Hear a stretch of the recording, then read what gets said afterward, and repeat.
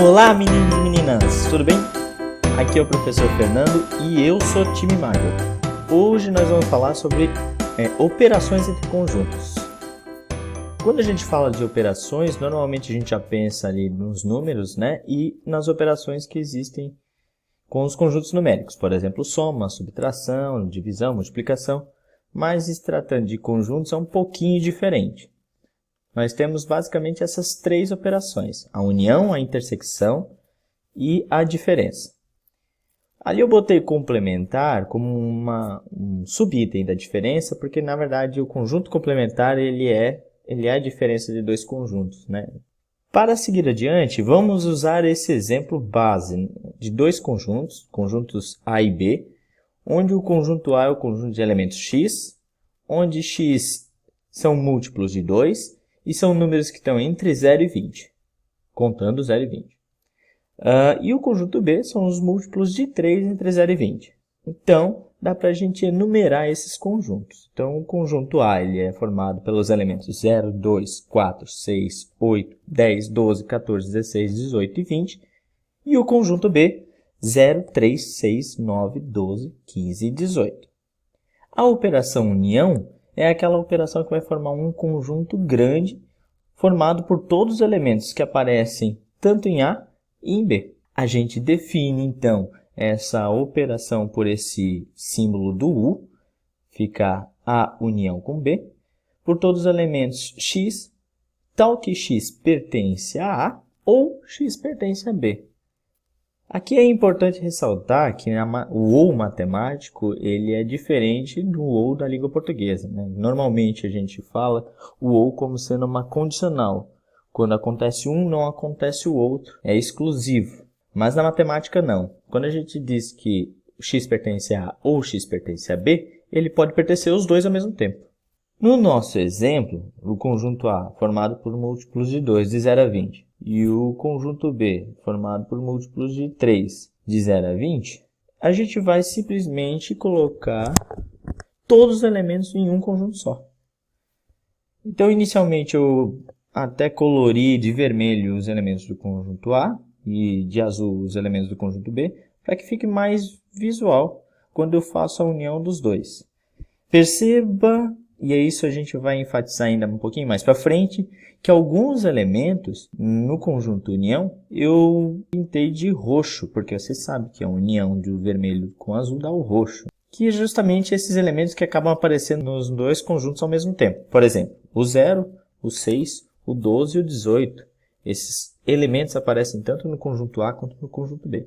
Então é importante ressaltar que pelo fato de eles aparecerem tanto no A quanto no B, eles não vão aparecer de forma repetida no conjunto da união. Eles aparecem uma vez só. Então, o conjunto A união com B fica 0, 2, 3, 4, 6, 8, 9, 10, 12, 14, 15, 16, 18 e 20. A outra operação é a intersecção. Então, é formado pelos elementos que aparecem nos dois conjuntos simultaneamente. A gente define, então, usando o símbolo, né? Com aquele Uzinho agora voltado para baixo.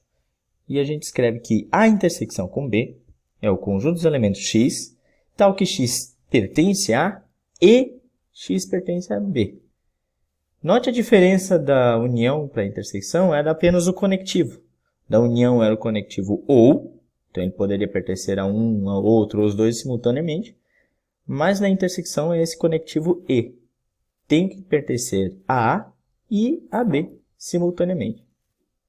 Vindo para o nosso exemplo dos conjuntos A e B, múltiplos de 2 e múltiplos de 3 entre 0 e 20 simultaneamente, a gente já enfatizou no exemplo anterior, em roxinho, né, os elementos que pertencem aos dois ao mesmo tempo, que são o 0, o 6, o 12 e o 18. Então agora fica bem fácil de montar esse conjunto da intersecção de A com B. Portanto, a intersecção com B é 0, 6, 12 e 18 apenas.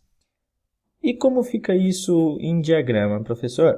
Bom, temos aí o conjunto A união com B, que é aquele conjunto bem grande, né, formado por todos os elementos, e o A intersecção com B, formado pelo 0, 6, 12 e 18 apenas. Para utilizar o diagrama, então, coloquei as duas circunferências com uma intersecção no meio, sendo a primeira do conjunto A, a segunda do conjunto B, e aí você tem que tomar o cuidado de posicionar corretamente os elementos. Então, perceba que no conjunto A eu coloquei os elementos vermelhos, no conjunto B eu coloquei os elementos azuis, e no meio, na intersecção, os elementos roxos. Para enfatizar um pouquinho mais, eu ainda rachurei o que significa a união com B. No caso, a união com B, ele é todos os dois conjuntos. Então, eu acabei rachurando todo o desenho, né? Todas as duas circunferências.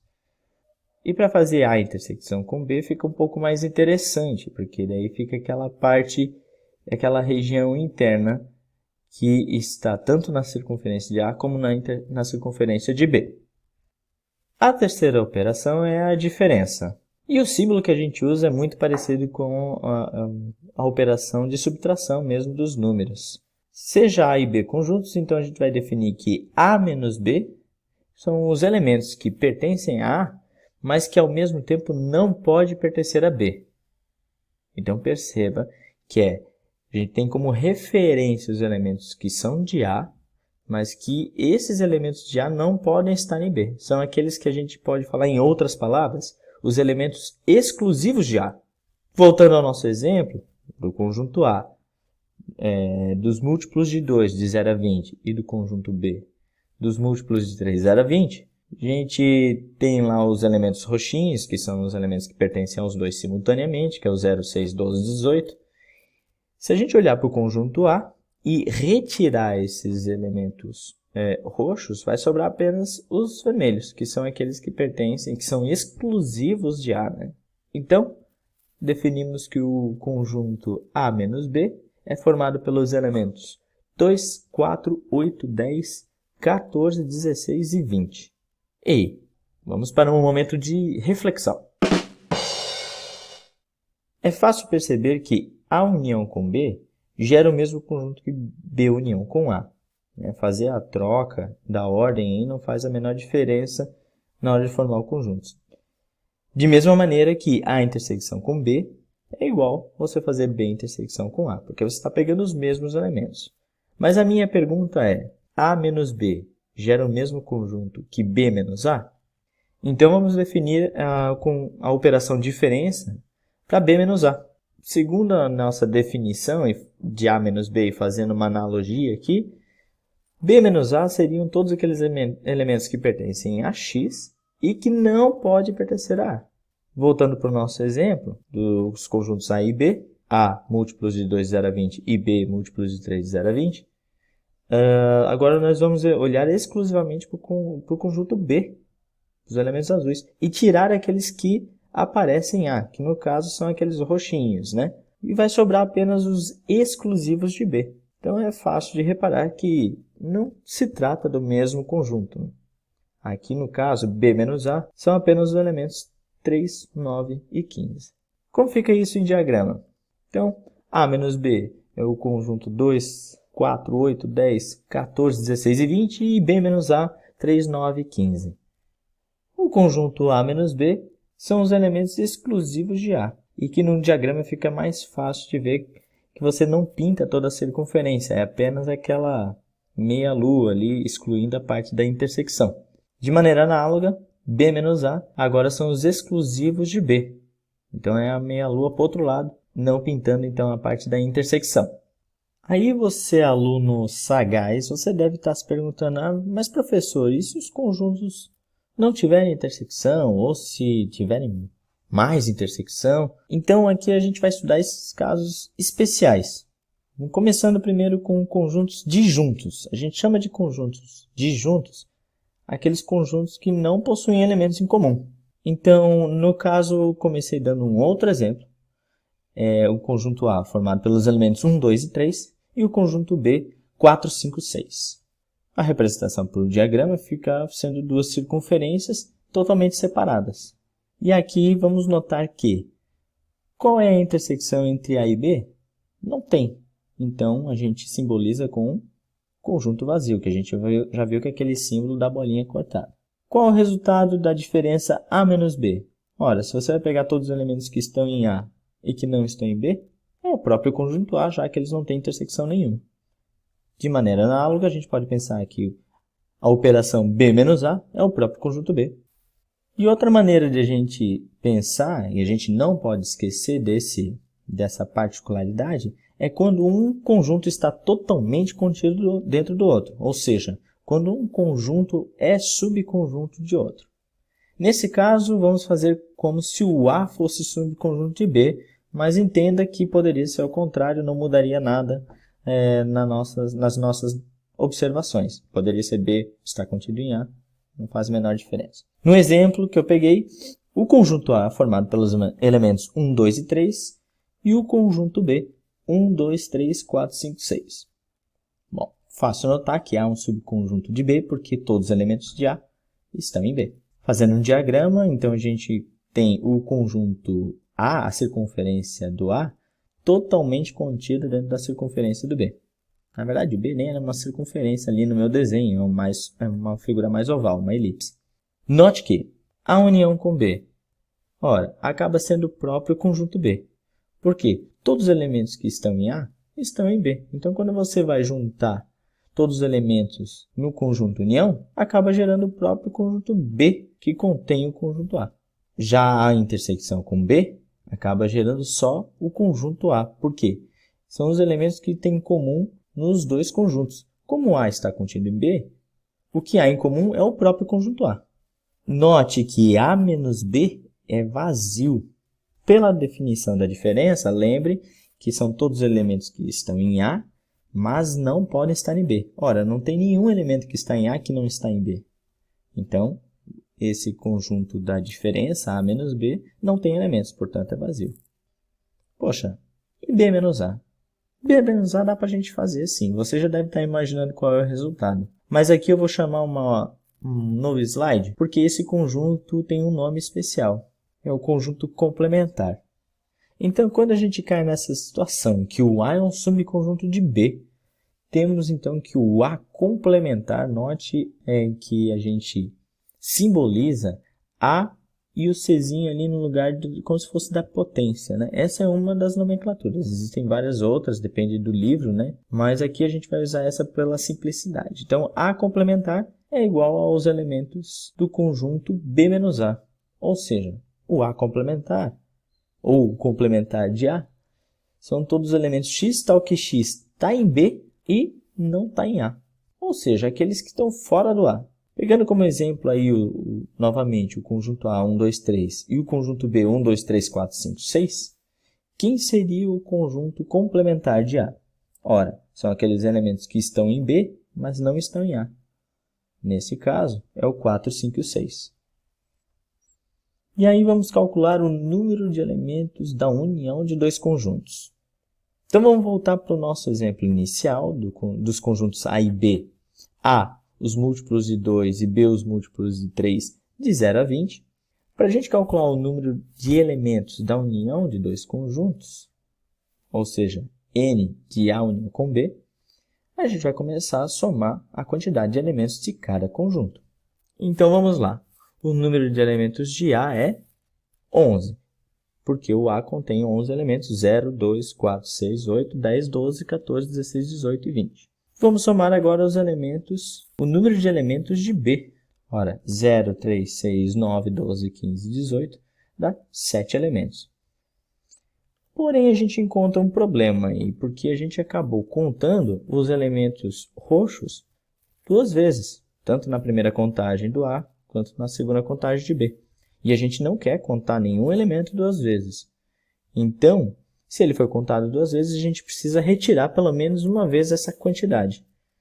Por isso, a gente diz que a gente retira, faz menos o número de elementos do A intersecção com B, que são justamente os elementos que aparecem nos dois simultaneamente. Neste caso, 4.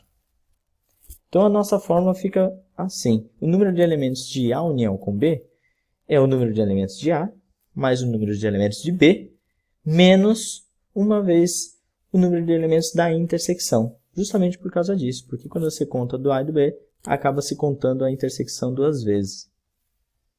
Fazendo a continha, 11 mais 7 menos 4, então a gente vê que o número de elementos da união é 14. Nesse exemplo, seria fácil de visualizar isso contando 1 a 1.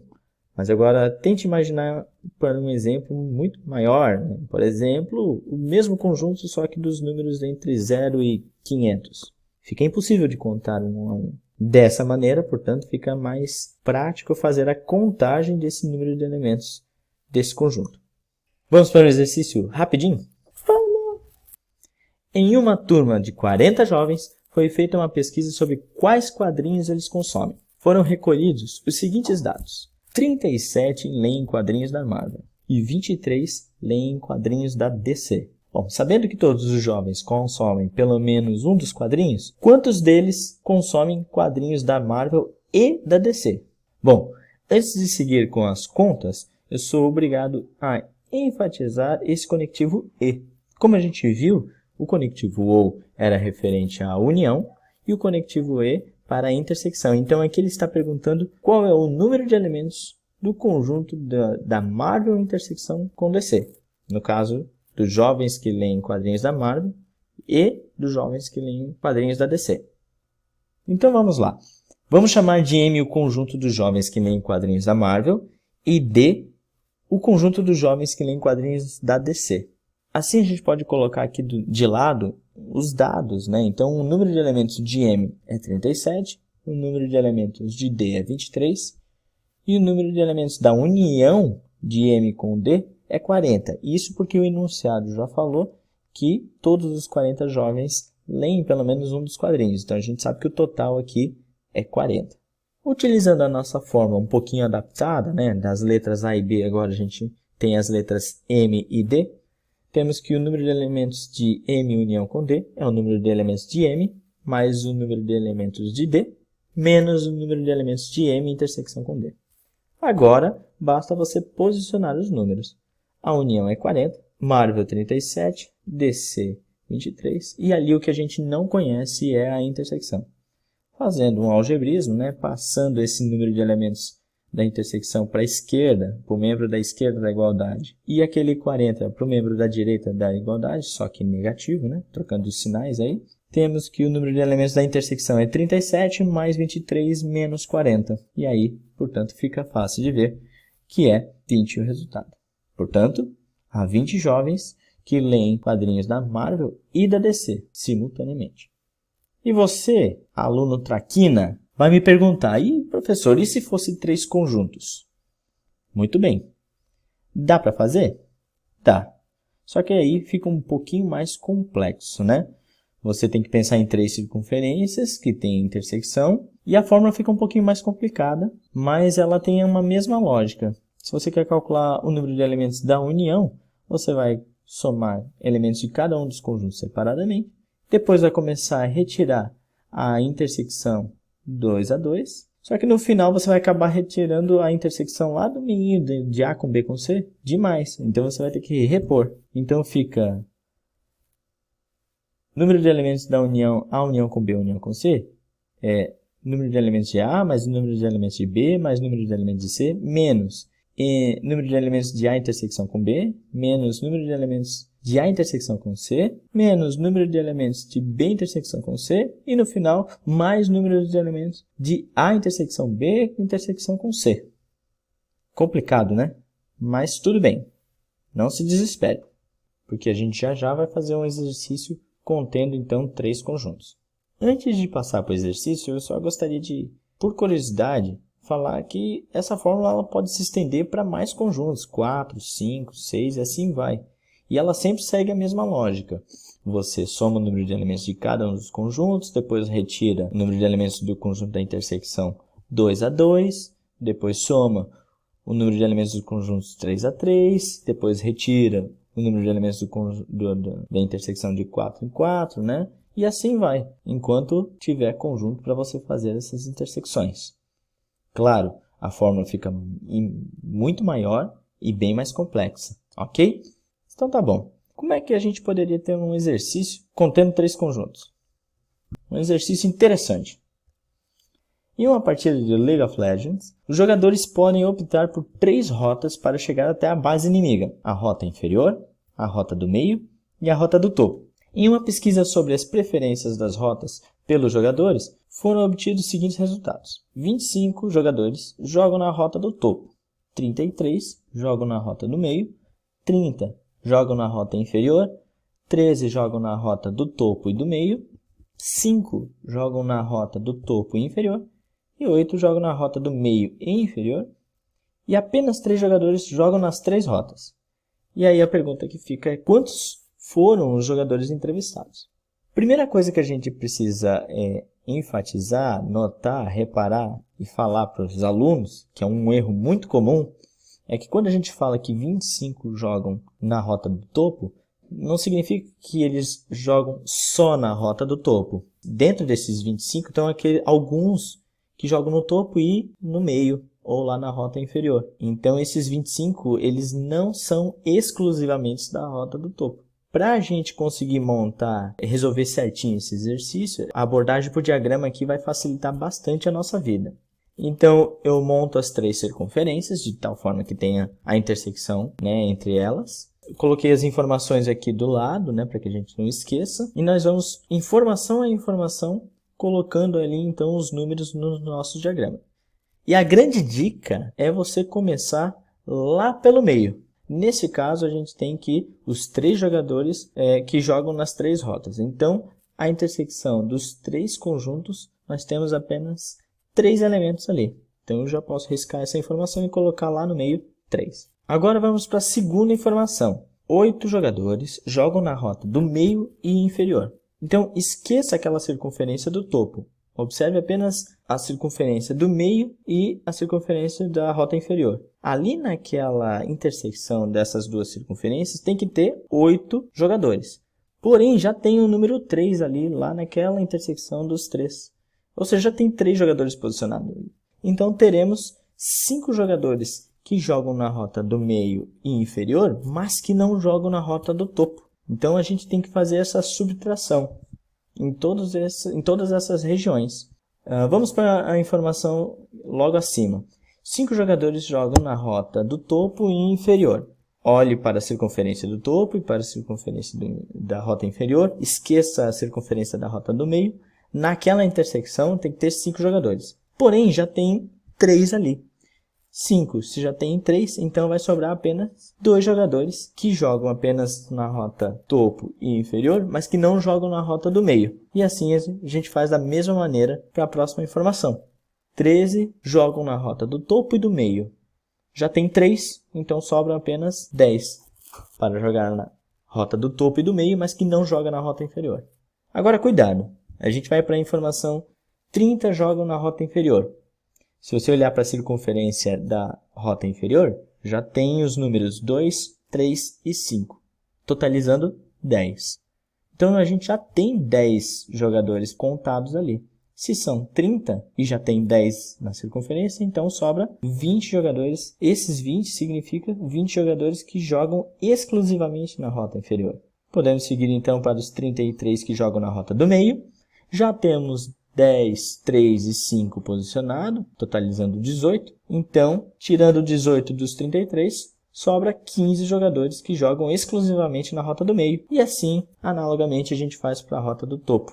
25 jogam na rota do topo. Já temos 15 elementos contados ali. Logo, sobram 10 jogadores que jogam exclusivamente na rota do topo. Agora, fica fácil de a gente saber quantos são os jogadores que foram entrevistados. Basta a gente somar todos esses números, porque agora esses números que estão posicionados no diagrama, eles são exclusivamente daquela região, sem intersecção de elementos. Então, a gente soma 10 com 15, com 2, com 3, com 5 e 20. Totalizando, então, 65 jogadores que foram entrevistados. Que legal, né? Então, vamos lá, gente. Essa foi mais uma aula. Fica aí então agora a sugestão para você ler o capítulo da sua apostila para saber um pouco mais o conteúdo ou fixar um pouco mais. E se você puder, já comece a resolver os exercícios e anotar suas dúvidas para a gente poder saná-las em sala de aula. E a pedido de vocês, fica aqui então o meu pedido para você se inscrever no canal, clicar no sininho, dar aquele like e a gente se vê na próxima aula. Um beijo e até lá!